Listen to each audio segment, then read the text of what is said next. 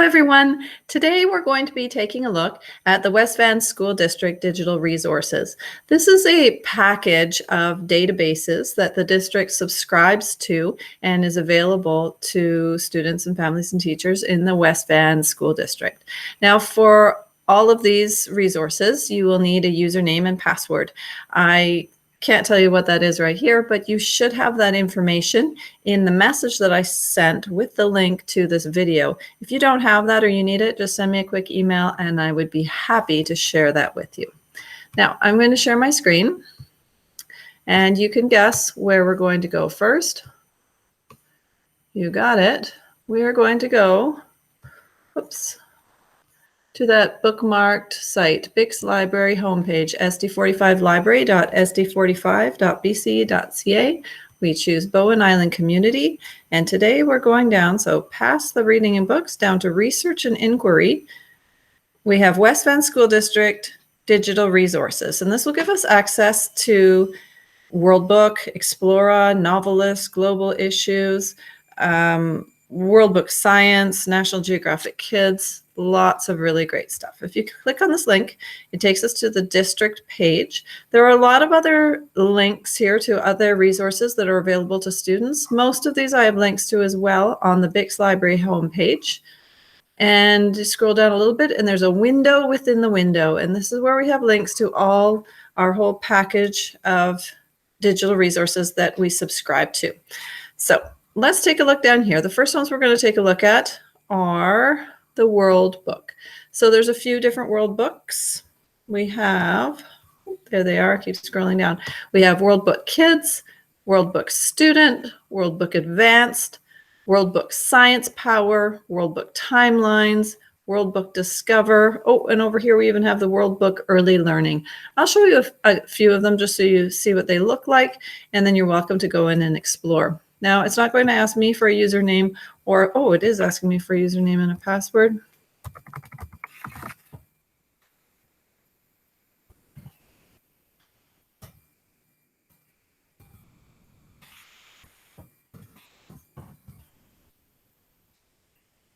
And I will log in. Usually once you've logged in, then it doesn't ask you again. This is what World Book Student looks like.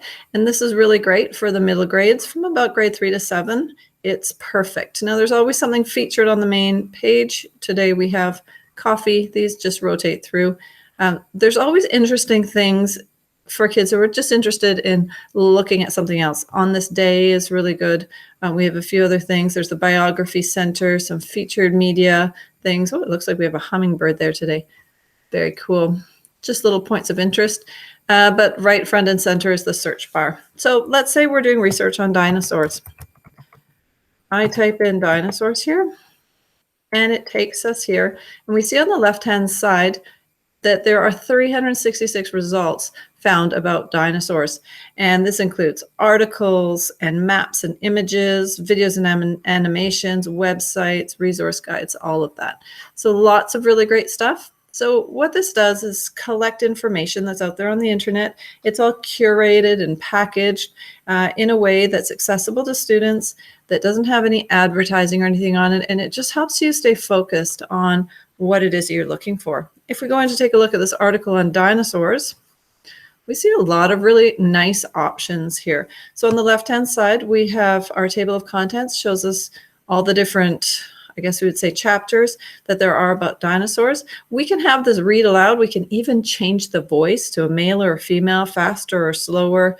Look, it even gives us names to choose from. So we can have it read aloud to us, or we can read it ourselves.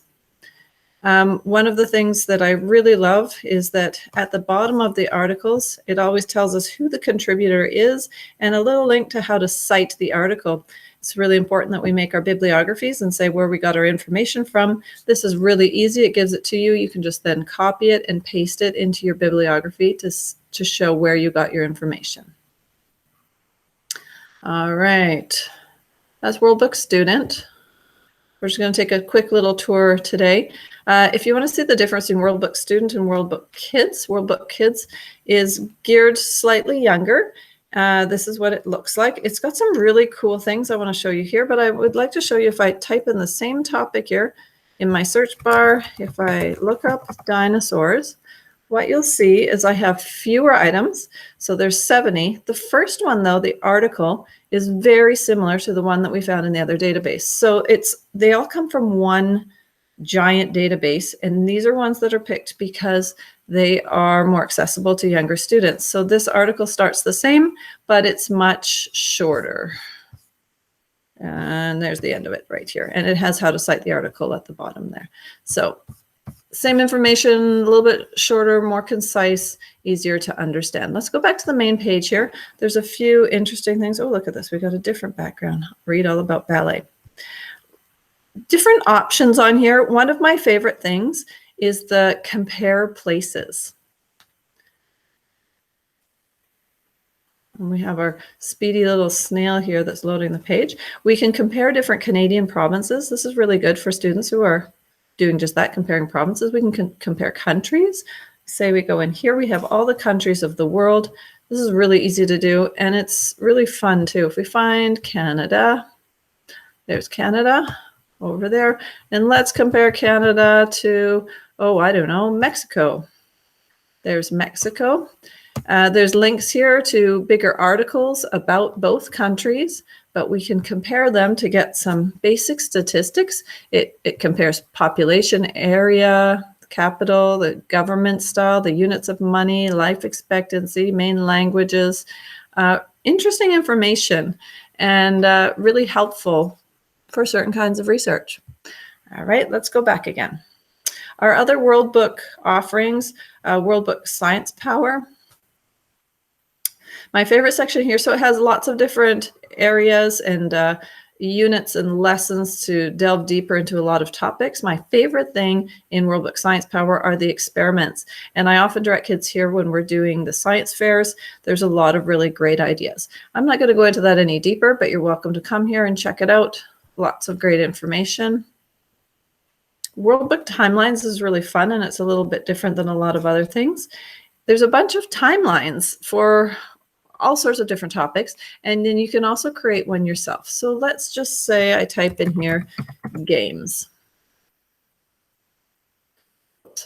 I did I type in here?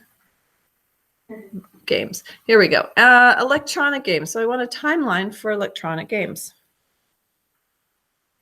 Here we go. And it shows me about all the creators of games. Let's see here. Nintendo released the first Pokemon game for Game Boy, 1995. Let's see, we move these around here. Donkey Kong released 1980. Interesting. Go back to the beginning of timelines. There's this option here to create a timeline as well. And sometimes that is something that's asked for or as an extension on projects, is to create a timeline. It gives you the options of different backgrounds, and then you add in extra text and media images. You can upload things from online and insert them in. Really fun, really simple to use, and it's there for you. All right. World Book Early Learning is another one. It's a K to 3. I'm not going to go into that right now, but go ahead and check that out as well. All right. Other ones that are really good all the way from K to 7, National Geographic. This gives us access to all of the National Geographic publications, the books, the videos, the magazines, and it's all online. So these are like ebooks. So say again, I was looking up dinosaurs. Don't know why I'm looking up dinosaurs today, but I am. And I've got kids magazines. I'm going to go down here. Books. Look at this. Everything dinosaurs. Let's take a look in a dinosaur book so I can show you what it looks like. So these ebooks look something like this. You can listen to it being read as well, which is very cool. We can open it up. There's little magnifying glasses to zoom in and make it bigger.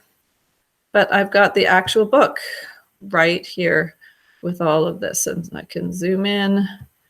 I can have it read for me. I can zoom in more, and I can move around the page. All right, National Geographic kids, that's a good one. For older students, Global Issues and Context is really good. It says here grades 8 to 12. I'd say it's accessible even for grades 6 and 7s. Same with Science and Context. So I'm going to show you Global Issues and Context. Both of those I really like because of how current and relevant they are. So in this one, in Global Issues, if I go down, it shows us the most searched and read about topic in their database right now. So this one is zoonosis. And so this is related to the coronavirus. And it's an interesting article about how this disease may have started developing in bats. And so it's just something interesting. My favorite way to look for information in here, well, there's two ways. One is browse issues. So there's a list of issues on all sorts of different topics. So if you're looking for information on a particular global issue, it's going to probably be in this list somewhere. And we have these little orange boxes that say things are updated. Invasive species recently updated. So it tells you if there's new information. Another way, if you're looking for issues in different places of the world, is browsing on the map. So there's a map, you can choose the country, and in the country we see how many issues are focused. 21 issues in the United States, 4 issues in Brazil, 3 in the Congo, 5 in Australia. So it shows us whereabouts in the world these issues are focused, and if that's the angle that you're taking in your research, that might help you. Good to know it's there anyway. So that's global issues in context.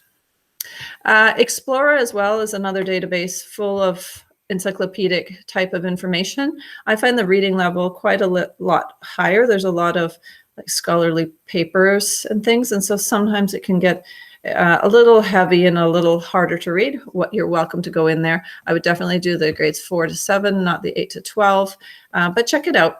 It's not as clearly organized as the World Book, but it has some really good stuff. NoveList, I love NoveList. NoveList is a place that I like to send students when they're looking for a new book to read next. And what this is it's a review of pretty much any novel that's out there. And if there's something that you read that you really liked, my favorite feature on here is the read alike feature. So say you recently read Harry Potter. We type in Harry Potter, and look at this, 369 books with Harry Potter in the title. There's a whole bunch here, so that was a big one. We'll just scroll down and say, okay, yeah, I read Harry Potter and the Cursed Child. Awesome. I'm going to check that out. I'm going to click on that, and it's going to give me some more information. Okay. I just love how clearly this shows everything. So it shows us the popularity. This one's a 5-star book. The title, when it was published, it gives us a little description here, the genre, the themes, the storyline, the minimum and maximum grade level. And these are just approximate, of course. The Lexile is a reading level, and if you look at a few of these and you say, okay, if that's a Lexile 500, then and that was a good reading level for me, then you want to look for something around there. Down below there's reviews. This one has reviews from the School Library Journal and Publishers Weekly, which are great book reviewers, and then there's more information about the book. But the thing that I really like over on the right hand side are read alikes. So this says, if you liked Harry Potter and the Cursed Child, maybe you'll like these, and you can click on them to get more information. We have the 13th Child, a couple more Harry Potters, Dorothy Must Die, a book called The Hidden, Carry On, Airy Wars. Okay, so that's just a really nice place to go to get new ideas for new reads, or if you've heard about something that's good, to just check it out and see what other people thought of it. All right, did I miss anything here? I think I got most of them. There's a lot of other things in here that you're welcome to check out. Those are definitely the highlights. So I recommend going in and checking them out. Make sure that you have the username and password that you need, and ask me if you have any questions. I hope this was helpful, and happy research.